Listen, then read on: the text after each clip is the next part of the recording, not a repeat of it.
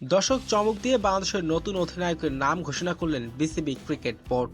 দর্শক, নতুন করে এবার অধিনায়কের দায়িত্ব পেলেন। দর্শক, ভিডিওটি না টেনে সম্পূর্ণ দেখার অনুরোধ রইল। দীর্ঘ 17 বছর পর টি-20 বিশ্বকাপের সুপার 8-এ উঠেছিল বাংলাদেশ। বিশেষ করে অধিনায়ক নাজমুল হোসেন শান্তর বিভিন্ন সময়ে মন্তব্য নিয়ে হচ্ছে ব্যাপক আলোচনা ও সমালোচনা। হারাতে পারে এবারে টি-20-র অধিনায়কত্ব। নাজমুল হোসেন শান্তের বিরুদ্ধে প্রথম অভিযোগ হচ্ছে ভারতের বিপক্ষে ম্যাচে তাসকিন আহমেদকে বাদ দেওয়া হয়েছিল। টানা 19 ইনিংসে উইকেট পাওয়া তাসকিন আহমেদকে বাদ দেওয়ার কারণ কি? এই অভিযোগের তীর এখন শান্তর দিকে।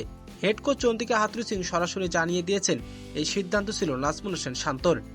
দ্বিতীয় অভিযোগ হচ্ছে ভারত ও আফগানিস্তানের বিপক্ষে ম্যাচে কেন শরীফুল ইসলামকে খেলানো হয়নি।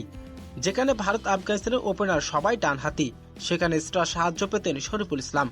যেখানে ডানহাতি বামহাতির কম্বিনেশনের কারণে আফগানিস্তানের বিপক্ষে ম্যাচে তাওহিদ হৃদয়কে নিচে খেলানোর যুক্তি দেখছেন অধিনায়ক নাজমুল হোসেন শান্ত। যেখানে কেন শরীফুল ইসলামকে খেলানো হয়নি।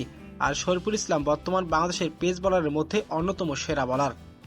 টি-20-র অধিনায়কের দায়িত্ব থেকে নাজমুলকে সরিয়ে নিতে যাচ্ছে বিসিবি বোর্ড। 2 জুলাই বোর্ডের মিটিং সবকিছু চূড়ান্ত হবে বলে জানা গেছে। সেখানে আলোচনা করা হবে কে হতে পারে টি-20-র পরবর্তী অধিনায়ক। যতদূর জানা গেছে সেখানে প্রথম নামটি আসছে তাসকিন আহমেদের, কেননা তিনি বর্তমানে টি-20-র ক্যাপ্টেনের দায়িত্বে আছেন। তাই শান্তর পর তার কাঁধে উঠবে অধিনায়কের দায়িত্ব।